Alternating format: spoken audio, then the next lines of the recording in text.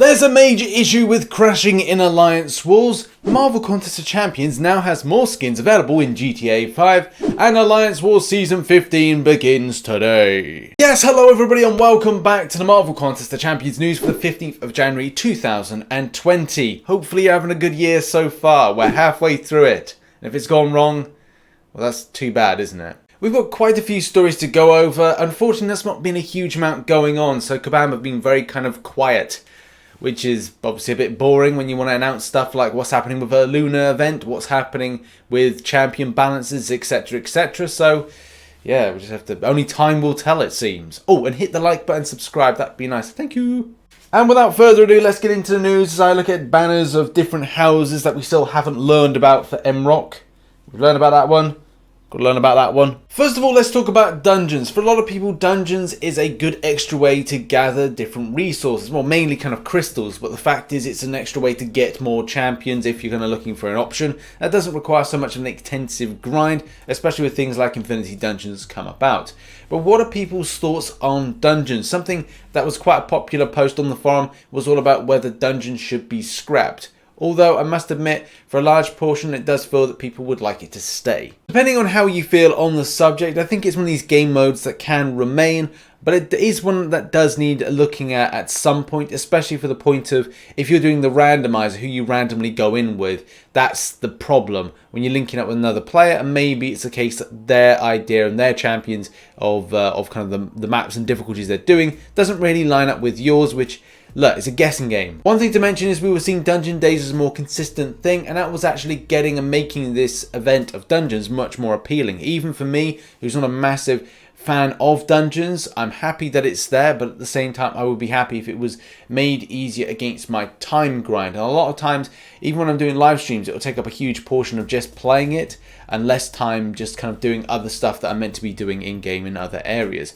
But you could just say, right, well, you just do that for about an hour and you're done for about 3 days. And if that is the case, then I'm all for it, especially with that little icing on the cake or cherry on the cake, and that is having Dungeons Days once a month. Either way, how do you feel about Dungeons and Dungeon Days? Would you like to see Dungeon Days a lot more? Are you happy the way it is? And with Dungeons in general, are there some aspects you'd like to keep the same, maybe change? What are your thoughts? Have them in the comment section down below. Next up, and a friendly reminder, it is indeed today. This kicks off the Alliance Wars Season 15, although there is a story later on in this video which may contradict a healthy start to the season, but we'll talk about that a bit later on. Alliance Wars Season 15 does actually see an extensive rewards update, especially in certain areas. With Platinum 4 all the way up to Master getting a bufferoonie when it comes to the Tier 5 class Catalyst Fragment Crystal. But for anybody that is above the position of Platinum, you're going to suffer when it comes to getting some Tier 2 Alpha. And different people experience Tier 2 Alpha based problems to many others. I definitely know a few people that are in this bracket or will be in this bracket that really do suffer from getting Tier 2 Alpha. Even if they are running map 7, they do experience the problem of doing that. Also look out for new defensive tactics, and whether or not it's going to be fun for you, we'll have to see. In other news, GTA 5. Yes, GTA 5. Why we mention this? This is Marvel Contest of Champions. It's a mobile based game.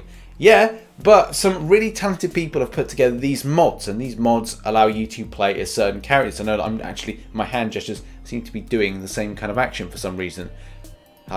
Anyway, whatever. The fact is, Namor is a playable character as well as a few others. We actually talked about this particular site a while ago. We talked about a Proxima Midnight version, which was taken from the modification from MCOC. But yeah, this is really talented. Also, there's a Symbiote Supreme version of this, and I'll put a link in the description if you want to check it out. But they're really well done and just look kind of fun. Do you know they've also done a Korg? Okay, next up, and let's talk about the Lunar Event. I've seen a few posts of people talking about, are we going to see a Lunar Event for 2020? And I thought I'd do another little snippet of a news video just to kind of talk about it, because the fact is we don't have any word at the moment if this is going to be happening. But here's a reminder and something to bear in mind. This was actually coming out of last year's event, and that was when it kicked off. So happy year of the pig, obviously, which was the 2019. But as you can see with the timestamp, it says the 4th of February 2019.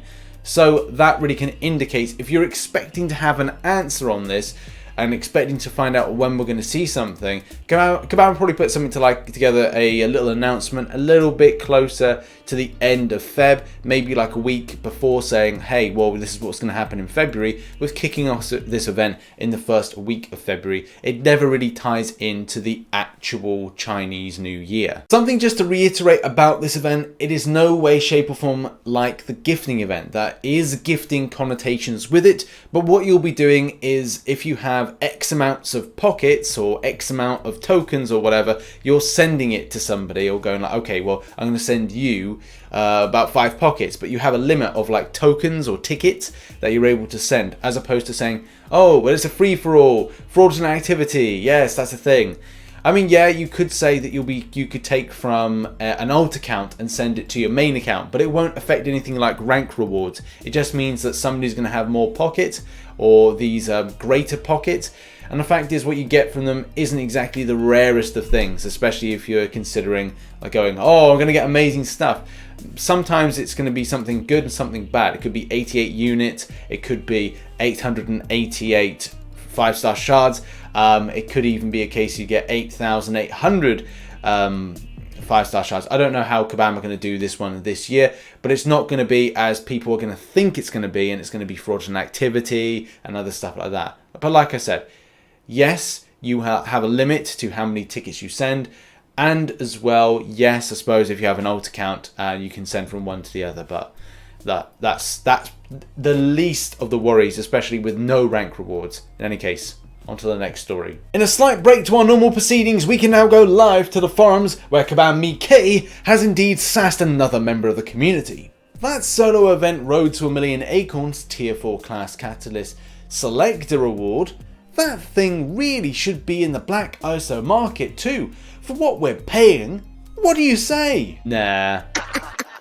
He's such a bitch. Kabam MCOC there, always professional. And now, with literally hours to go before Alliance Wars Season 15 goes live, we do have a really big problem at the moment with Alliance Wars defense. Now, for some people, they may not feel this is too much of a problem, but for some others that really need those analytical based information bits, especially when trying to identify who has had a good amount of kills, who has not, who's performing, who's not, which defender is better on which given node, and obviously was good for a situation. Those fundamentals are very important depending on how seriously you take Alliance Wars. And starting a few days ago, the problem was you weren't able to see this level of information, which obviously is a little bit disappointing for those that this really affects. Bamzibit initially responded saying, hey there, we're letting the team know so they can look into this issue. For anyone who hasn't already, could you please let us know what model of device you're using and what version of your operating system you are using as well. Also, does the crash occur as soon as the message pops up or after you hit OK? And a video of the incident can be found here, showcasing as soon as you click on the button for the defense, it then goes like that. The most latest update was 3 days ago, where Kabam Vidis was saying no word yet, hope to have more for Yao tomorrow. Apologies for the frustrations this is causing. But as of today, there's literally been no update on this situation. Let me just reiterate, this isn't going to be something that everybody is going to be too concerned about, but I would feel that anybody that's an officer would be quite concerned, especially they want to kind of keep a tally on things like deaths ratio, as well as what nodes were kind of good with what given champion. And as well, when considering like juggling about defenses, this is going to be quite important.